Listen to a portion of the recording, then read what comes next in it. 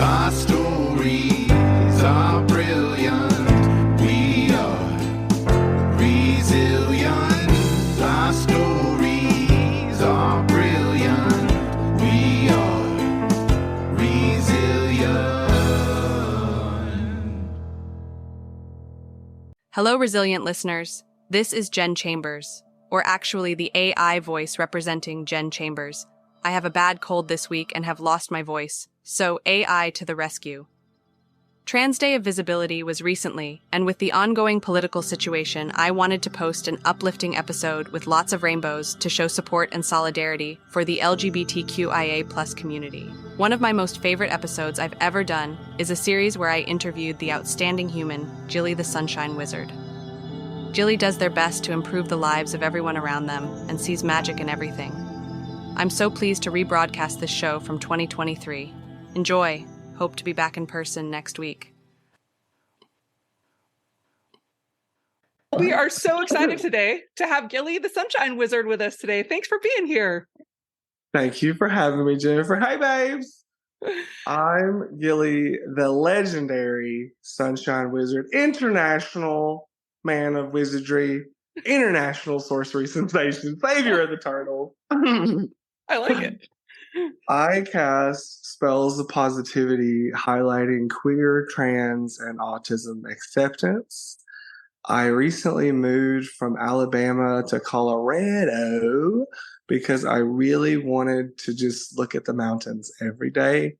And I still tear up sometimes when I see them. They're beautiful. I love the Rockies. I like to hang out with my kid. I like to cast spells. I like to fight with strangers on the internet, but I'm really working on doing that less. It's hard. I bet. There's just so many to fight with. Oh, I know. I'm really passionate about LGBTQIA+P2S plus people. That's a lot of what I do. I'm passionate about accessibility. I'm just like just your regular everyday wizard. How did you start being a wizard? Yeah, I know you've always been a wizard inside, but how did you start your wizard activism? Correct. Well, I've always my whole life wanted to help people in some way. And I think a lot of people feel like they can't do anything because they can't give people $1 million or they can't do all these things. But I just tried to start doing things that could help people. I was inspired by this guy, Caleb the Sign Guy Snell. Love you, brother. He would stand on the side of the highway with a sign that said, "You are loved." And I thought it was the most beautiful thing that I had ever seen. I was like, this is a superhero. He's out here changing the world. And I had the privilege of interviewing him for my, I'm not going to brag too much, but I have my own little column for my local city's newspaper, Coleman Creatives. And I got to interview him. And I asked him, I was like, Caleb, how do human beings do this amazing stuff like you? And he's like, all right, brother, I got you 3 steps. Number 1, get a poster board. Number 2, write some stuff on the poster board. Number 3, show people the poster board. And that's all he does. And that's all I do. My poster board is social media. I tell people every day, hey, I love you. I'm proud of you. I care about you. These things, it's free to do this. And it's just the same 3 steps. And I got into social media right before the apocalypse happened. It was January I started doing it. And I didn't really kind of know what I was doing or whatever. And I got these big googly eyes. Can I say something that's kind of adult, or is that not? Oh, yeah, for sure. Yeah. Okay, bad. It's not too bad. So I got some big old googly eyes, and I made a TikTok that was like, hey, if y'all get me to 1,000 followers, I'll put these googly eyes on my titties, and I'll do the walk. Like Cardi B, the walk. Yeah. So obviously the spell worked. I went from 200 followers to 112,000 in a day. Smoke was coming out of my phone. It was insane. I was at work when it was happening. Oh my I was gosh. posting pictures and stuff. They were getting 500,000 views. It was scary. Whoa. Yeah. And so I used that momentum, that little bit of like trickery and misdirection, which is the nature of wizardry, to get people to listen to my little messages where I was just like, hey, I love you. I think you're so great. Mhm. I had my morning motivation. Every day I'd get up and I'd talk for like 45 seconds about like, hey, it's cool to be this way. And hey, if you're broke, I get it. I'm broke too. Every day it was a different message. And I did that for a while until I became everyone's dad on the internet. And I did that for about a year, and it was a lot. As you can hear, my child is screaming now. So one child's plenty for me. Uh-huh. But I just, in March of whatever year it was, last year, 2022, basically like my entire life fell apart. Right? My relationship with every single member of my immediate family changed, all of them, all at the same time, all in a week. Wow. Like, I came out to both my parents. I cut off both my parents. My brother moved in with me. I split up with my wife. Like, this is all in a 7-day period. Oh my God. It was a lot. Yeah. And all this stuff kind of happened. And I had this like realization that, all this stuff we've been told our whole life, go get a job, go get married, go to church, have a kid, blah, blah, blah, blah. Meaningless. Right. Like, I wake up and I'm 30 and I'm just like, I hate all of this. I don't hate having a kid, obviously. I love a lot of the people in my life, but all these things we were told we had to do, I just kind of realized I don't have to do that. Mm-hmm. And I was like, okay, well, I think wizards are cool. So boom, I'm a wizard now. Because I had just worn like a wizard hat in a video and a bunch of people like thought it was really cool. Mm-hmm. And I was like, all right. So I wore it in a second video and a third video. And I had this woman, God bless her. She's a great person. We're not friends. She was like, well, I don't know why you have that wizard hat and that staff. Like, why are you doing that? Nobody cares about that. Exactly. Exactly. And I was like, well, I got 500,000 views in a week. Like, that's pretty good, right? Yeah. And so I asked the babes, I was like, hey, do y'all want me to do wizard content? And like, I don't know, 100 people were like, yep, sure do.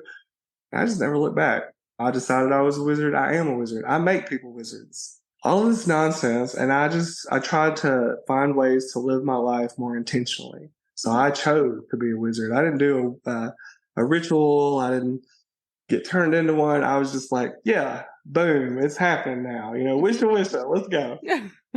So, I'm sorry. I know I am just running my mouth.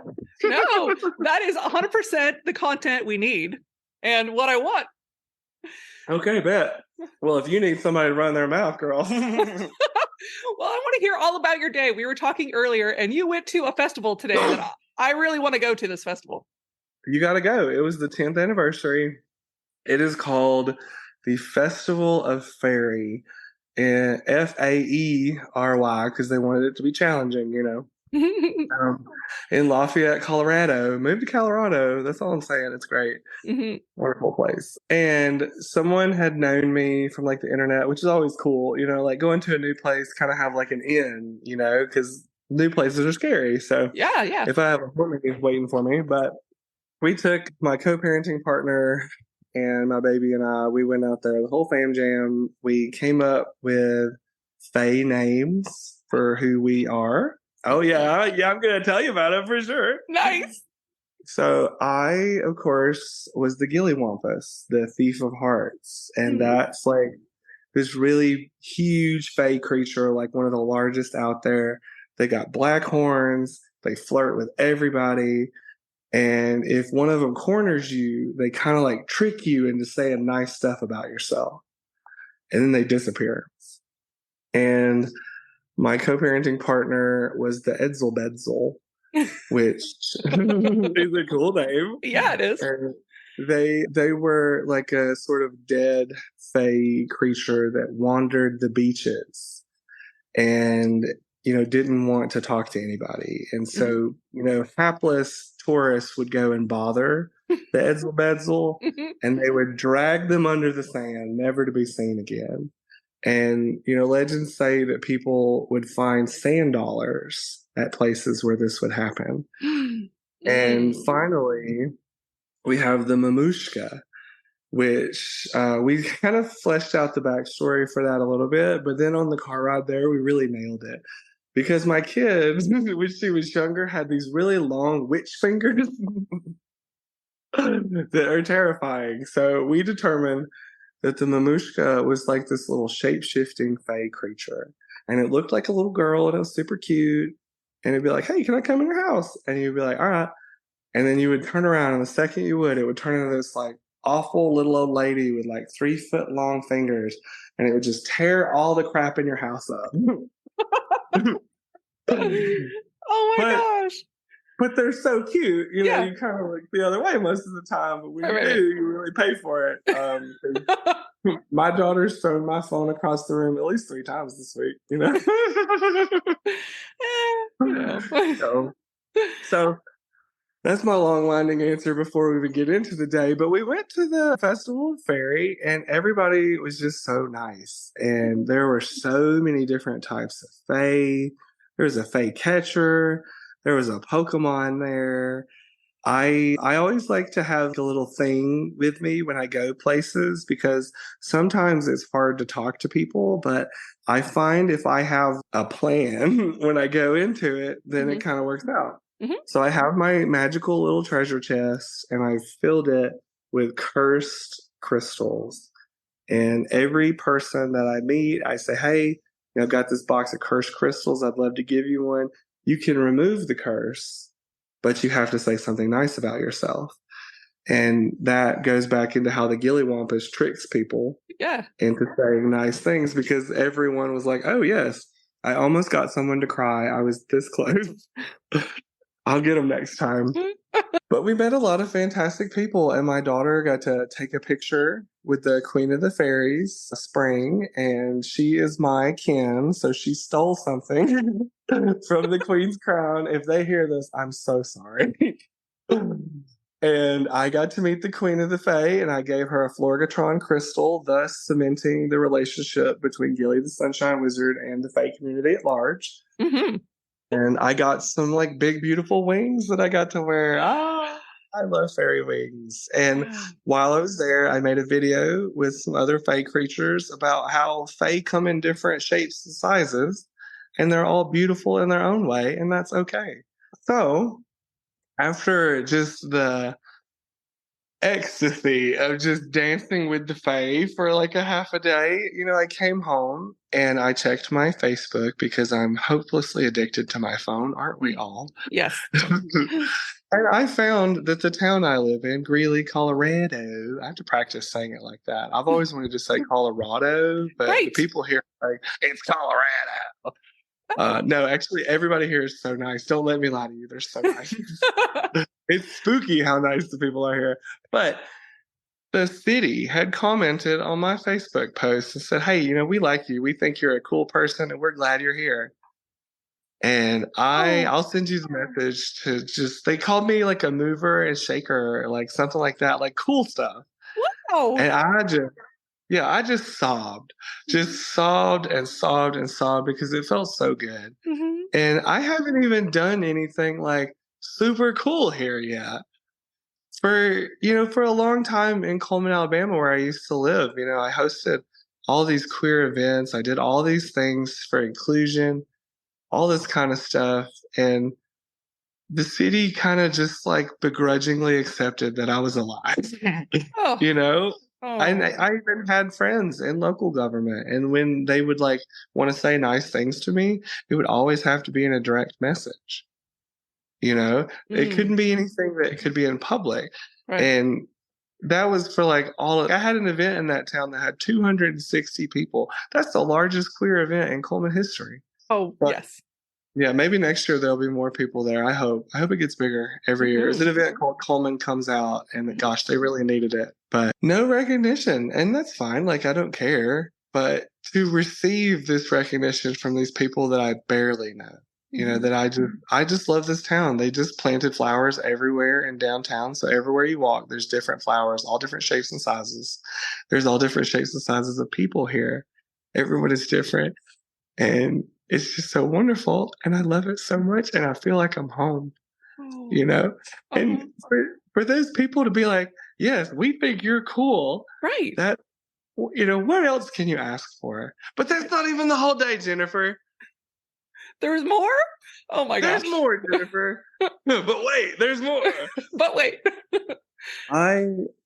You know, back in my old town, I had self-appointed myself the king of the Coleman gays. Well, someone has to. Come on.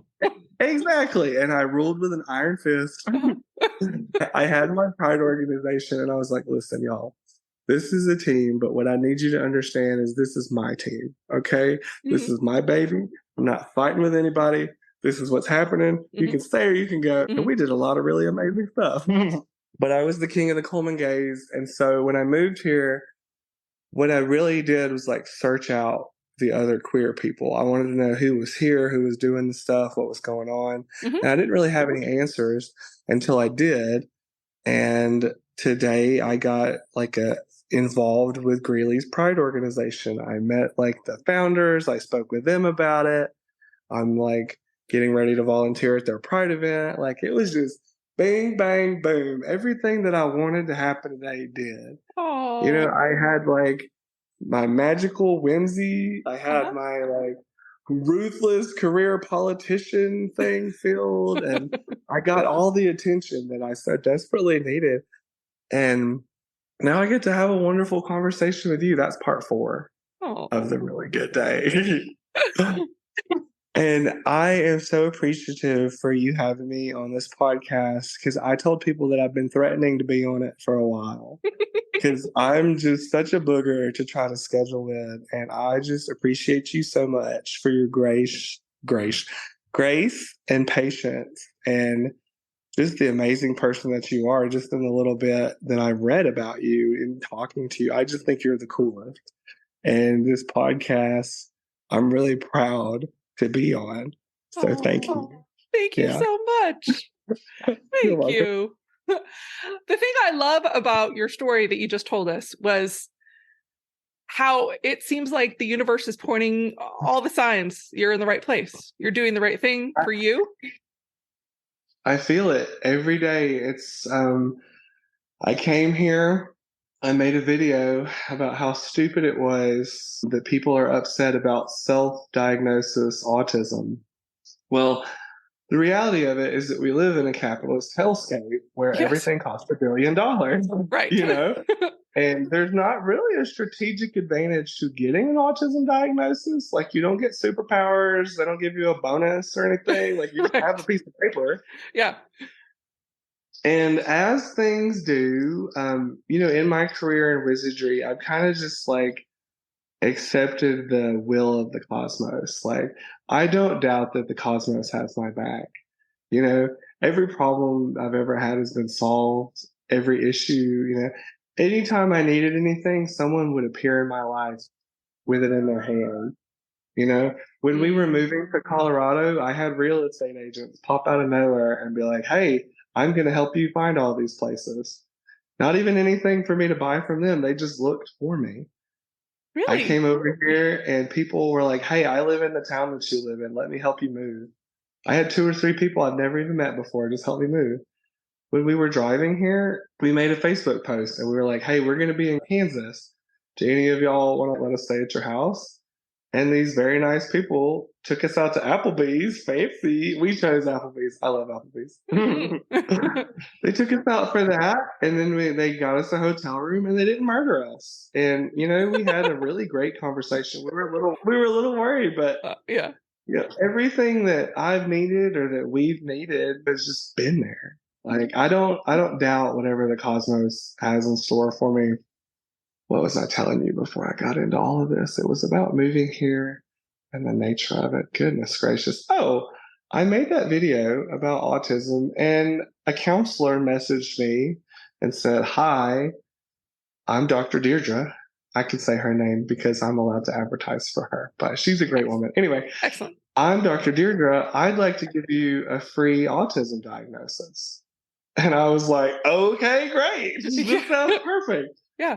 I asked a bunch of questions first just to make sure that I wasn't getting scammed, and I wasn't. And I went over there and I got diagnosed with autism, ADHD, and some other stuff, like a little grab bag, And I don't know, it was just like all these clouds that had been in the sky just kind of like moved out of the way. And I don't know, everything is just working out. And I'm very blessed and I'm very thankful. And I just have so much gratitude for everyone in my life and everything in my life. And yeah, it's pretty sweet. I have several people in my life that either are diagnosed on the spectrum or think that they are and don't even know if they should seek out any sort of help because what good is it going to do them? I would definitely recommend at least, I'm not a doctor, so I'm a wizard. I'm going to give you some wizard advice. I would recommend at least reading about it. Yeah. If you think you're autistic, I'd say there's about a 700% chance that you are autistic. Because neurotypical people do not sit around and wonder, am I autistic? Right. They're like, their brain is working the way that it is intended to work. So they're like doing other stuff. They're not worried about it. But I think you can take, it's called like the RADS or something. And it was once an official diagnosis or is still, but it's a pretty accepted test and you can kind of take it.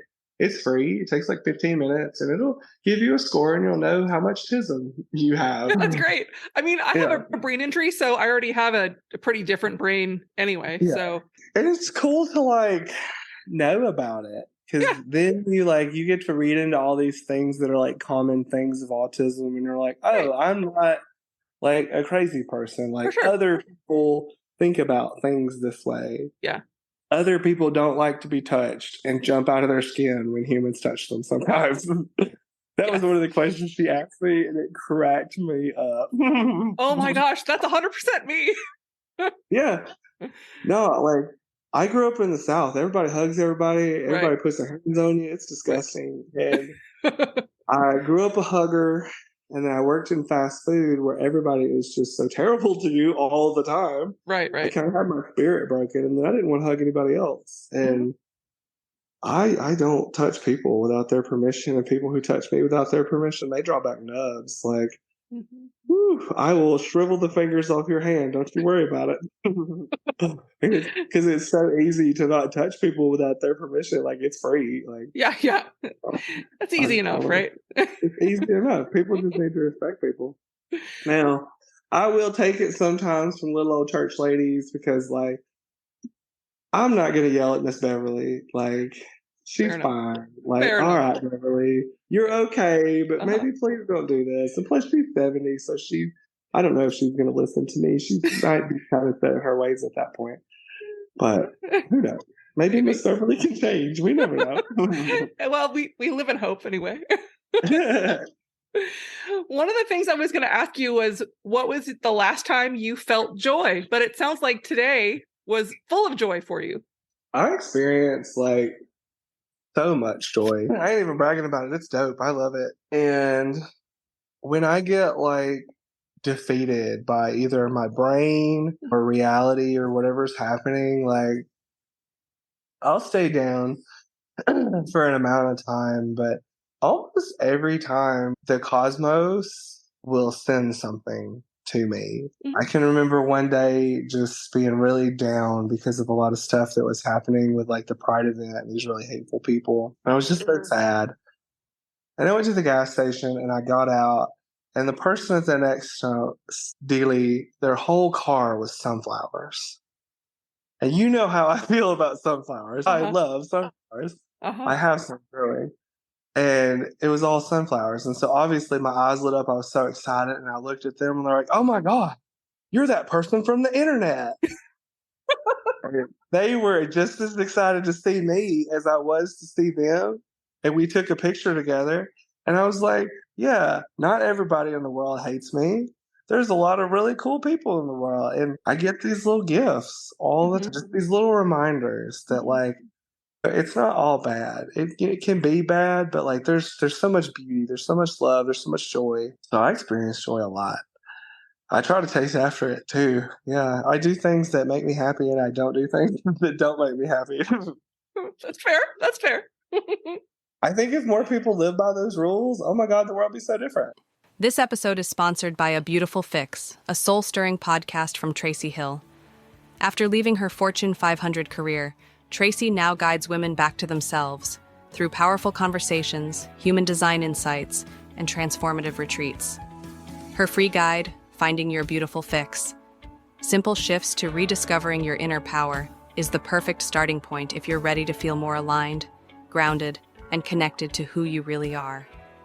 Check out the podcast, A Beautiful Fix, on most major platforms and grab the guide at abeautifulfix.com.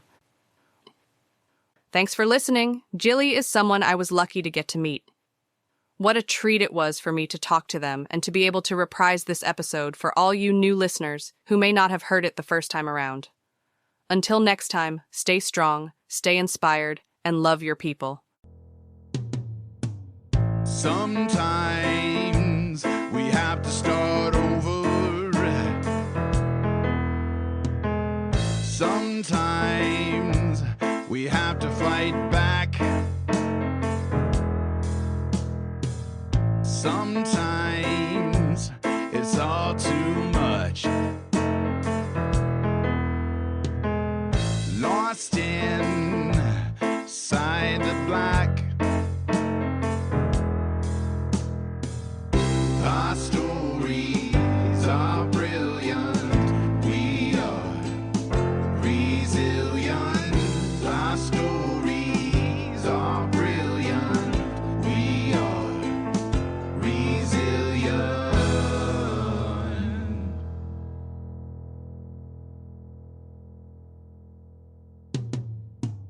Sometimes we need to lift the voices of those who've overcome and expose the ones that made the choices to stay and fight now.